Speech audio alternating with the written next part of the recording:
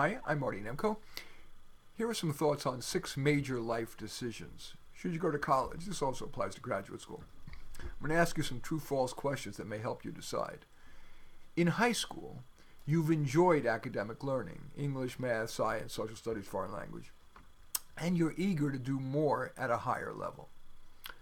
You're at least fairly sure of the career you want to pursue, and that career requires one or more degrees, for example, engineering, law, healthcare. To learn well, you would rather trade the freedom of choosing what and how you want to learn things for the structure of school, required class attendance, specific readings, and homework. You don't feel ready to start your own business nor to develop entrepreneurial skills at the elbow of a successful and ethical business person. You're not attracted to options like the military, nor to a job working your way up from the bottom. You, or at least your family, can afford the cost of college. Note that unless you're attending a college at which you will be an above-average student or otherwise deemed particularly desirable, you're an athlete, a musician, a legacy, a underrepresented minority, and so the college dangles a significant discount to attract you, much, if any, so-called financial aid will be a loan, which of course has to be repaid with interest and cannot be discharged in bankruptcy. But this is important, a bit of good news. Cost can become an unimportant factor at community colleges, which perhaps surprisingly, on average, have better teachers of undergraduates, and they offer more practical courses.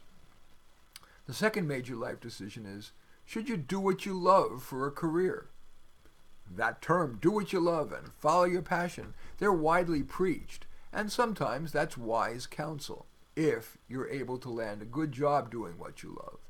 Alas, too many people love one of just a few things: sports, fashion, entertainment, big money jobs like venture capital, investment banking or corporate law, nonprofit work, and psychotherapy and counseling.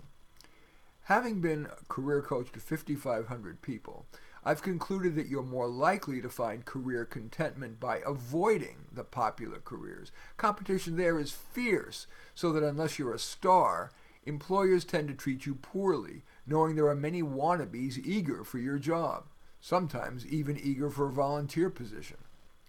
Career contentment more likely will derive from work that is of moderate difficulty, with a decent boss and coworkers, reasonable pay and commute, and an ethical work product. And you're far more likely, or at least more likely, to get those in fields that lie far, to quote Thomas Hardy, that lie far from the madding crowd. Should you quit your job? That depends on how viable you are for a better job. If you're capable enough, and your resume shows it, and or you've got a strong network set of connections into likely better work, yeah, err on the side of quitting, or at least of quietly putting out feelers while remaining on your current job. But if you're less marketable, it's often wiser to focus on how you might get happier in your current workplace. Get your job description or boss changed, improve your skills or your attitude. Next big decision, should you marry? Today's increasing enmity between the sexes atop the 50% divorce rate, which is sometimes a protracted, expensive nightmare, means that we need to be more circumspect than ever before deciding to tie the knot. Yes, if you're confident that you'll remain compatible in and out of bed, you'll enduringly bring out the best in each other, you're both reasonably employed or otherwise are financially at least marginally okay, neither of you have a marriage-devastating characteristic such as substance abuse, major mental illness, or an anger management problem, and just ineffably you feel like you're meant to be together forever, great! I have been married to my wife for 42 years, and I am glad I am. But more than ever, it is wise to not marry because, as many people still do, it's the thing to do. Of course, being fully rational in matters of love is difficult, but I can ask you to try to do your best in a clear-eyed way to decide if "until death do us part" is wise. Should you have kids?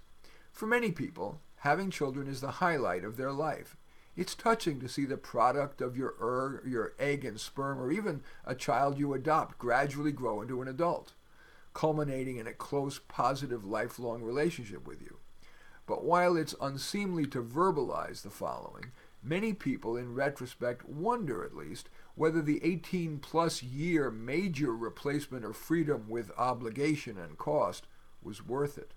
And what if your child turns out to be unusually challenging, oppositional, or with a major physical or mental illness? And finally, should you address any substance abuse problem? For some people, the pleasure of mind-altering substances, commonly alcohol or marijuana, outweigh the downsides. But other people, if they're being honest with themselves, realize that the short-term pleasure is dwarfed by the long-term negatives, as per a 2017 meta-evaluation of 200 authoritative studies by the National Academies of Sciences and a 2018 summary of research findings by the National Centers for Disease Control.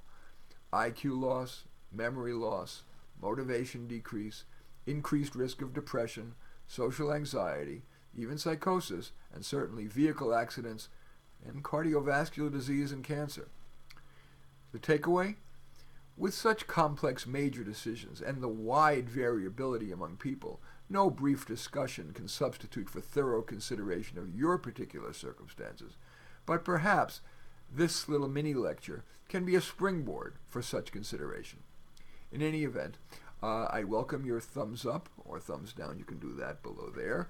Your comments, and if you deem appropriate, sharing it on social media. And in any event, I certainly do appreciate your watching. I am Marty Nemko.